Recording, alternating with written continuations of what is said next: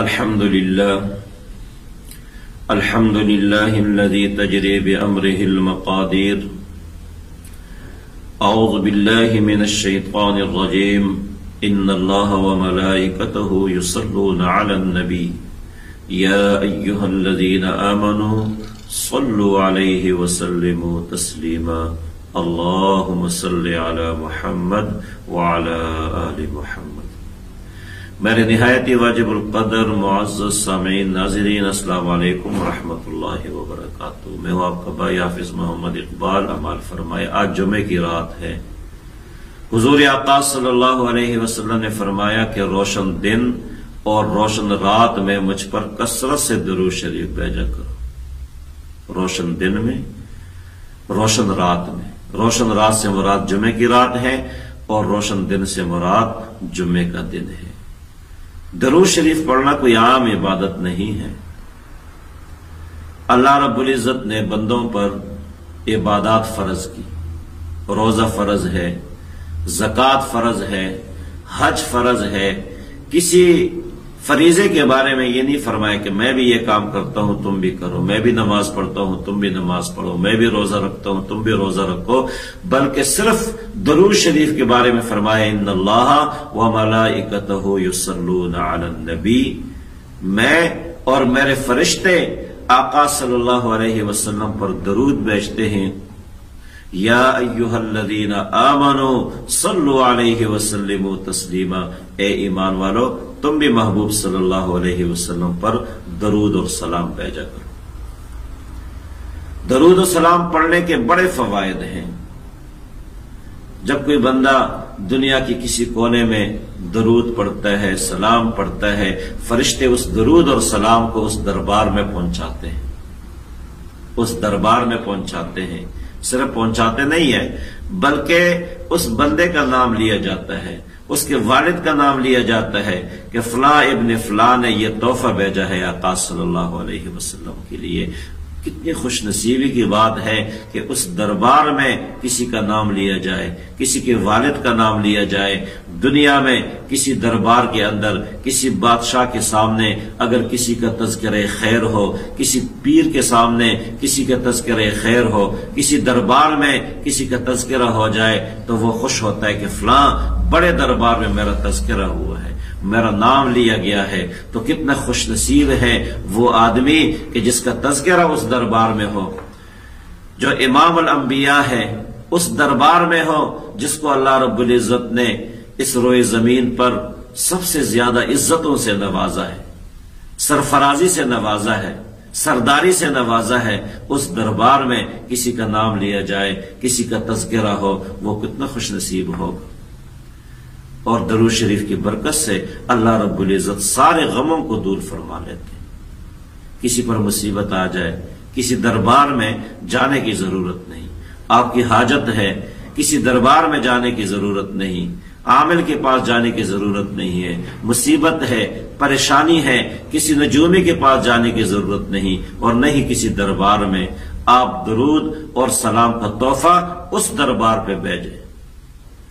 اس دربار پہ جب آپ کا نام لیا جائے گا، آپ کے والد کا نام لیا جائے گا، پھر کسی اور دربار پر جانے کی ضرورت نہیں پڑے گی، کسی نجومی کے پاس جانے کی ضرورت نہیں پڑے گی، اور کسی عامل کے پاس جانے کی ضرورت نہیں پڑے گی. آقا صلی اللہ علیہ وسلم کے پاس ایک صحابی آئے، عرض کی اللہ کے رسول میں اپنے معمولات بنانا چاہتا ہوں عبادت کے لیے. فرائض کے علاوہ جو میرے وظائف ہیں اس کے لیے میں کوئی ٹائم متعین کرنا چاہتا ہوں، وقت متعین کرنا چاہتا ہوں، تو ان اوقات میں درود شریف کو کتنا وقت دے دوں؟ فرمایا کہ 1/3 دے دوں. آقا صلی اللہ علیہ وسلم فرمایا اگر زیادہ کرو تو اور بہتر ہوگا. اس نے کہا نصف وقت دے دوں. آپ نے فرمایا اس سے بھی زیادہ کر لو تو بہتر ہوگا. اس نے کہا کہ 3/3، اور پھر فرمایا کہ میں پورا وقت درود شریف کو دے دوں. یعنی جو میں نے معمولات ترتیب دینی ہے وظائف کے لیے اور دیگر اعمال کے لیے، اس میں اگر پورا وقت درود شریف کو دے دوں، باقی اعمال باقی وظائف کو چھوڑ دوں، تو آقا صلی اللہ علیہ وسلم نے فرمایا اگر آپ ایسے کریں گے تو یہ درود شریف پڑھنا تیرے لیے تمام غموں سے دوری کا ذریعہ ہے. تمام غموں سے اور فکروں سے آزادی کا ذریعہ ہے۔ تو اس لیے اگر کوئی غم ہے، کوئی فکر ہے، کوئی تکلیف ہے، کوئی مشقت ہے، تو آپ اس دربار پہ درود اور سلام کا تحفہ بھیجیں۔ اس دربار پہ جب درود و سلام کا تحفہ جائے گا، سارے غم ختم ہو جائیں گے۔ اگر آپ کے کام ہے، راستے بند ہیں، دروازے بند ہیں، آپ درود شریف کو اپنا معمول بنا لیں، راستے کشادہ ہو جائیں گے، بند دروازے آپ کے لیے کھل جائیں گے۔ آپ فکر مند ہیں، بے سکونی ہے، آپ درود شریف کو اپنا معمول بنا لیں، بے سکونی ختم ہو جائے گی۔ اور سب سے بڑا فائدہ دنیا میں یہ بھی ہے کہ درود شریف پڑھنے والے کو اللہ رب العزت آقا صلی اللہ علیہ وسلم کی زیارت کراتے ہیں، خواب میں زیارت۔ اور کسی بندے کو خواب میں آقا صلی اللہ علیہ وسلم کی زیارت ہو جائے تو حضور آقا صلی اللہ علیہ وسلم نے فرمایا کہ جس نے مجھے دیکھا اس نے یقیناً مجھے ہی دیکھ لیا ہے، کیونکہ میری صورت میں شیطان نہیں آ سکتا۔ اور اس سے بڑھ کر یہ ہے، میں نے ایسے لوگوں کو دیکھا جو فقیر ہیں ہماری طرح، کچھ بھی ان کے پاس نہیں ہے دنیا میں، اس کے باوجود بھی وہ بار بار آقا کے دربار پہ حاضری دیتے ہیں، بار بار اللہ رب العزت ان کو اپنے گھر بلاتے ہیں، اپنے حبیب صلی اللہ علیہ وسلم کے مزار پہ بلاتے ہیں۔ میں نے ایک سے پوچھا آپ کے پاس ہے؟ کچھ بھی نہیں ہے، ہر سال میں کئی بار آ جاتے ہیں۔ تو اس نے مجھے بتایا کہ میں تو درود شریف پڑھتا ہوں، درود شریف کو اپنا معمول بنا دیا ہے۔ جب سے میں نے درود شریف کو معمول بنایا ہے، میری دنیا کی ساری فکریں ختم ہو گئی ہیں، غم ختم ہو گئے، اور بار بار اللہ رب العزت مجھے آقا صلی اللہ علیہ وسلم کی دربار اور مزار کی زیارت نصیب فرماتے ہیں۔ یہ تو دنیا کے فوائد ہیں۔ مرنے کے بعد آقا صلی اللہ علیہ وسلم کی شفاعت نصیب ہوگی۔ تو درود شریف کو اپنا معمول بنا لو۔ آج جمعے کی رات ہے، جمعے کی رات کثرت سے درود شریف کو معمول بناؤ۔ ویسے تو پوری زندگی کا معمول بنائے، روزانہ ایک وقت ایسے متعین کر لے کہ جس میں انسان پہلے توبہ استغفار کر لے، اپنے کانوں کو بھی گناہوں سے پاک کر لے، زبان سے بھی پاک کر لے، ظاہر کو بھی پاک کر لے، باطن کو بھی پاک کر لے، خوشبو لگا لے، باوضو ہو کر قبلہ رخ ہو کر درود شریف کو اپنا معمول بنا لے۔ 10 بار پڑھے اہتمام کے ساتھ، 20 بار پڑھے، 500 بار پڑھے۔ اگر آپ صلی اللہ علیہ وسلم پڑھتے ہیں، صلی اللہ علیہ وسلم، یہ مکمل درود بھی ہے اور سلام بھی ہے۔ اس جملے میں صلی اللہ علیہ وآلہ وسلم میں مکمل درود بھی ہے اور سلام بھی ہے۔ تو صلی اللہ علیہ وآلہ وسلم آدھے گھنٹے میں، 25 منٹ میں، 15 منٹ میں انسان 500 مرتبہ پڑھ سکتا ہے۔